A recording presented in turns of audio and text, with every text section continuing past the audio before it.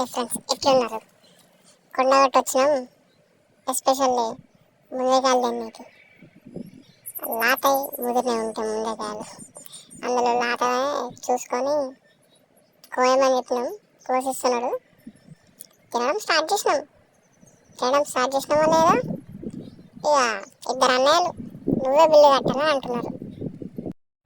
పర్లేదులే, బిల్లే కదా కడతా అని చెప్పి సరే అని చెప్పేసిన. బెట్టు కట్టి ఇంకా బెట్టు ఎందుకు కట్టిందంటే నేను ఎప్పుడు ఇంతవరకు బయటికి వెళ్ళినప్పుడు కట్టలేదు.